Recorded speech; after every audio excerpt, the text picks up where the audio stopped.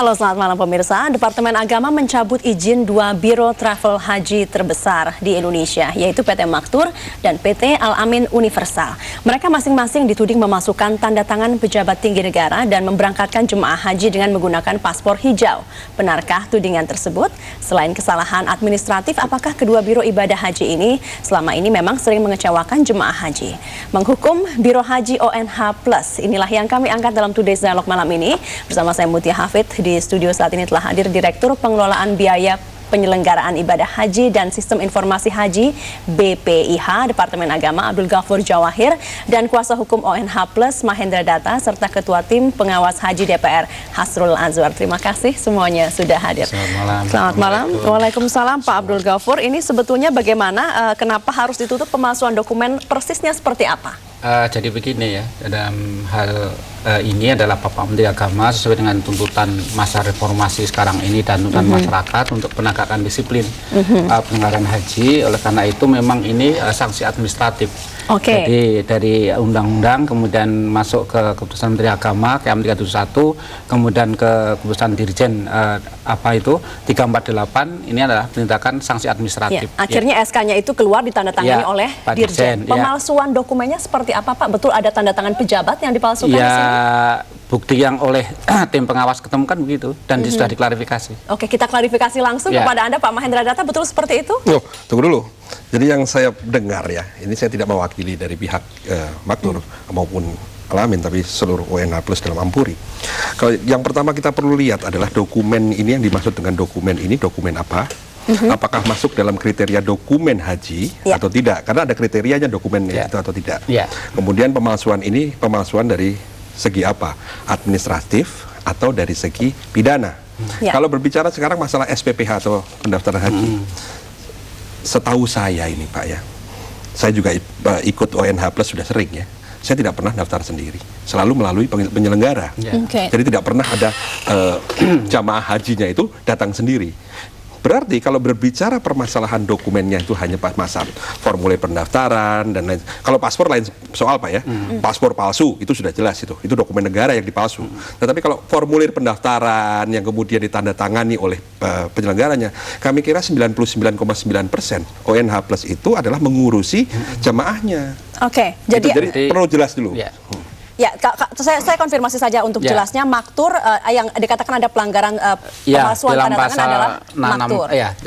Konstitusi 348 pasal 4 angka 3 huruf E itu pemalsuan dokumen, dan prosedur sampai pemutusan itu adalah Bapak Menteri Agama sudah menunjuk tim pengawas. Nah, tim pengawas itu bekerja di Arab Saudi, juga di tanah air, kemudian melaporkan, kemudian Bapak Menteri Agama belum mau meskipun ada laporan, kemudian dia harus diklarifikasi. Dan ini sudah diklarifikasi. Jadi keduanya Maktur dan Al-Amin sudah punya hak jawab, sudah datang diminta klarifikasi.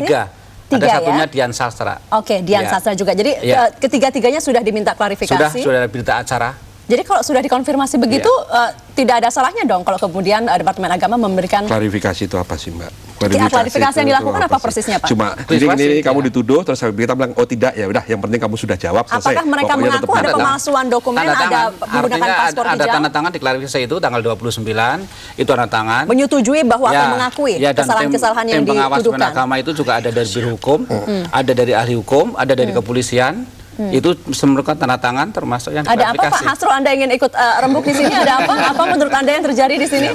Dua perusahaan haji terbesar di Indonesia ditutup. Kami dari DPR memang sungguh terkejut ya mendengar pencabutan izin ini. Terkejut karena?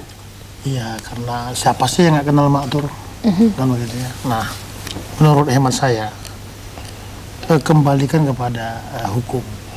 Ya, kalau hukumnya memang dikatakan ada pelanggaran Undang-Undang Haji nomor 19 itu, adukan ke pihak yang berwajib. Dalam hal ini surat SK sudah keluar. Tidak begitu. Sekarang kan yang dituduh pemalsuan dokumen. Pemalsuan dokumen. Ada seseorang, ada lembaga memalsukan dokumen.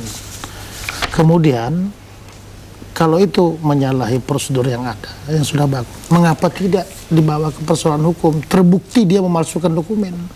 Jadi pembuktiannya itu harus masuk ke jalur hukum sebelum kemudian ada sanksi berupa surat SK itu. Bukan begitu. Itu tidak? memang begini, di dalam undang-undang itu kan ada sanksi administratif, ada sanksi pidana. Tidak hanya penyelenggaraan dokumen, termasuk penggunaan paspor biasa, hijau bukan haji itu dalam pasal 24 ayat 1 itu wajib. Bahkan di pasal 26 pidana itu barang siapa penyelenggara ibadah khusus menggunakan paspor hijau dapat kena maksimum 6 tahun penjara atau paling tinggi 1 miliar. Nah, ini masalah pidana beda dengan masalah jadi maksudnya Departemen Agama sudah menutup mata lah untuk pidana, hanya ingin mengejar yang administratif. Itu sudah sebuah kelonggaran sebetulnya, Pak Mahendra Data. Apakah Anda sepakat? Kita akan bahas sesaat lagi dalam Today's Dialogue. Tetap bersama kami kembali usai pariwara. Menghukum Biro Haji ONH Plus, inilah topik Today's Dialogue malam ini. Dalam Undang-Undang Penyelenggaraan Haji nomor 17 tahun 99 dikatakan bahwa penyelewengan penggunaan paspor hijau dapat dikenakan sanksi pidana maksimum 6 tahun penjara juga denda 1 miliar rupiah. Jadi kalau hanya kemudian yang diberikan oleh Departemen Agama sanksi administratif saja nih Pak Mahendra Data, itu sebetulnya sudah bagus dong. Sudah longgar dong untuk para penyelenggara. Tepatnya enggak, itu justru malah merupakan suatu bentuk aroganitas ya. Aroganitas? Jadi ini saya melihatnya, janganlah kita lihat pertama dari segi undang-undangnya saja, ini yang saya harus bawa ke sana dulu. Bahwa di sini memang yang namanya Menteri Agama ini diberi wewenang sepenuhnya, bahkan melanggar prinsip-prinsip yang disebutkan prinsip-prinsip hukum dan prinsip demokrasi. Undang-undang ini memang memberi itu. Kenapa? Karena menempatkan Menteri Agama sebagai satu. Ya, kenapa? Karena disetujui oleh ini Pak Hasrul dan kawan-kawan. Oh enggak, pada saat itu pada zaman Pak Habibie. Ya, Pak Habibie. Tapi toh tidak kemudian direvisi atau apapun. Kami sekarang sedang melakukan revisi undang-undang ini. Itu harus itu. Oke. Justru Anda juga akan mengecilkan peran atau wewenang dari Menteri Agama seperti yang Pak Mahendra Data bilang? Bisa jadi. Tapi sekarang sedang dalam proses. Bisa jadi, tergantung apa Pak? Sedang dalam proses sekarang. Oke, baik. Tapi itu harus. Karena itu udah nggak benar. Karena dia menempatkan menjadi eksekutor, menjadi regulator, menjadi pelaksana juga. Itu nggak mungkin. Tapi bahwa saat ini undang-undang ini masih berlaku dan undang-undang kemudian ini masih para berlaku. penyelenggara paling tidak 2 atau 3 ini melanggar. Betul, gitu ya. Ini masih berlaku, tetapi kemudian penafsirannya lebih arogan lagi. Undang-undangnya sudah arogan, penafsirannya lebih arogan lagi. Sekarang begini, jangan lupa, selain undang-undang ini juga ada undang-undang imigrasi. Ya, dalam undang-undang imigrasi itu yang mengatur yang lebih khusus, yang namanya lex specialis, mengatur tentang paspor. Paspor Republik Indonesia itu hanya satu, namanya paspor Republik Indonesia. Di luar paspor Republik Indonesia adalah yang namanya SPLP. Surat Perjalanan Laksana Paspor. Kedudukan paspor haji ini di mana? Nah, ini artinya undang-undang ini itu rencana revisi Undang-Undang 9 begitu, Pak. Tapi yang Undang-Undang 9-nya di pasal 29, paspor itu ada 4. Paspor diplomatik, paspor dinas, paspor biasa, paspor haji. Kemudian di pasal 33 penggunaan masing-masing ada. Nah, rencana revisi memang betul itu. Bukan gitu. Rencananya bagaimanapun juga itu mau paspor diplomatik ataupun apapun, namanya paspor Republik Indonesia. Kemudian adanya paspor haji, Pak, kemudian tidak menghancurkan atau membatalkan paspor Republik Indonesia yang dimiliki oleh orang-orang itu, toh? Tidak, memang ada 4. Nah, berarti di sini sudah ada double paspor. Ini masalahnya masalah imigrasi harus juga ditinjau. Ini lex spesialis ya. Anda merasa selama di Undang-Undang Imigrasi diizinkan menggunakan paspor itu, Anda rasa syah-syah saja kalau person to person mau saja berangkat sendiri begitu, menggunakan paspor hijau? Kemarin ini kejadiannya dimulai bahwa ada upaya dari Menteri Agama, ya, bahwa kemudian memberikan suatu kepada pihak imigrasi sehingga imigrasi banyak mencegah jemaah haji yang menggunakan paspor hijau keluar. Yang dipertanyakan adalah apa wewenang jemaah haji apa wewenang Menteri Agama dalam rangka mencegah jemaah haji itu? Oke, kalau tadi kita dengarkan Pak Menteri Agama mengatakan bahwa intinya ini adalah semua untuk kepentingan jemaah haji. Kalau misalnya memang jemaah haji ketika itu karena begitu banyak yang ingin berangkat haji, akhirnya melebihi kuota, tapi Departemen Agama juga tidak melakukan apapun untuk menambah kuota dan mereka ingin berangkat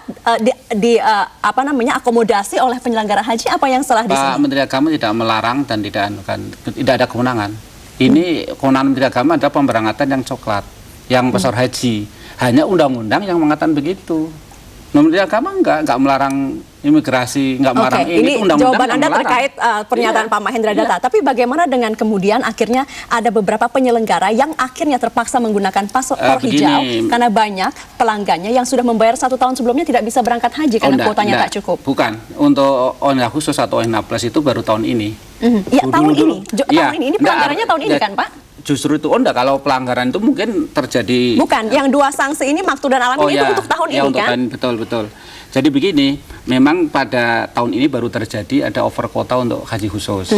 Over quotanya 6.373. Kemudian kita sudah musyawarah dengan mereka, bagaimana langkah-langkahnya. Pertama, atas usul mereka, dan kita fasilitasi dia pertemuan di Sasana Mal Bakti.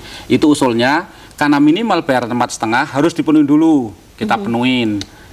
Usul lagi, dibuat tim. Mana-mana yang pakai dokumen palsu, bahkan sampai terpaksa ada berapa yang tidak jadi. Kemudian Gubernur Lampung sendiri dengan adanya itu juga mereview usulan masyarakat, kemudian membatalkan 2019 jamaah haji yang pakai KTP palsu Lampung. Itu memang dampak dari itu. Dari Anda Pak Hasrul sebagai tim pengawas haji, apakah Anda melihat khusus untuk penyelenggaraan tahun ini yang baru saja lewat, Anda melihat penggunaan paspor hijau akhirnya membuat beberapa jemaah terlantar atau akhirnya kepentingan jemaah terabaikan di sini? Menurut berbagai laporan yang kami terima, memang ada beberapa jamaah yang menggunakan paspor hijau yang kemudian terlantar di sana. Gimana tuh Pak Mahendra Data? Jadi begini Pak, sebentar ya. Tunggu dulu. Kita berikan kesempatan dulu Pak. Jadi begini.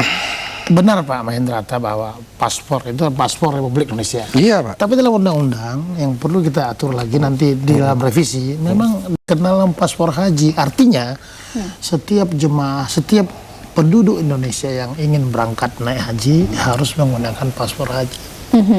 Jadi Anda sepakat bahwa memang di sini paspor coklat saja yang digunakan, jangan menggunakan paspor hijau. Kecuali ada beberapa hal yang khusus. Dan itu ada 26 Apakah negara. kelebihan kuota Anda katakan sebagai hal yang khusus sehingga akhirnya ini menjadi tidak, bukan itu. Pengecualian. Ya. Misalnya calling visa. Jadi kalau begitu Anda setuju kalau misalnya memang kedua atau ketiga perusahaan ini menggunakan paspor hijau itu melanggar undang-undang dan harus ditindak? Menurut ini yang 3 itu nggak menggunakan paspor hijau, jangan diomongin menggunakan paspor hijau. Nanti dulu. Tidak semuanya, tapi salah satu paling tidak ini data dari Departemen Agama. Nah, begitu. Al-Amin katanya karena paspor hijau. Nah, paspor hijaunya gini ya. Sekarang bicara masalah Undang-Undang Republik Indonesia, ini juga ada masalah hukum. Ini Undang-Undang Republik Indonesia berlaku tidak di sana, di Arab Saudi. Kemudian ini sekarang ada, Bapak katakan tadi, misalnya ada orang berangkat dengan paspor hijau. Dia yang penting dapat visa. Kita nggak tahu dari mana. Misalnya sampai di sana, kemudian dia minta pelayanan kepada atau bergabung. Sekali lagi bergabung dengan grup apapun juga di sana. Menggabungkan diri sendiri. Menggabungkan diri. Itu kemudian apakah ditolak? Dan lagi sebagainya. Saya ini juga sudah sering Tapi yang terjadi apakah mereka menggabungkan diri sendiri atau penyelenggara yang mengajak aja? Ini yang perlu dibuktikan. Sejumlah jemaah, misalnya beberapa orang tertentu yang menggunakan paspor hijau berangkat ke sana, itu juga ditengarai melukai rasa keadilan jemaah yang telah menunggu bertahun-tahun. Sekarang 430.000 antri. DKI kalau Anda mendaftar haji sekarang itu mungkin bisa berangkat 2011 2 tahun ya. Itu 2 tahun. Kita akan bahas sesaat lagi lebih jauh mengenai ini.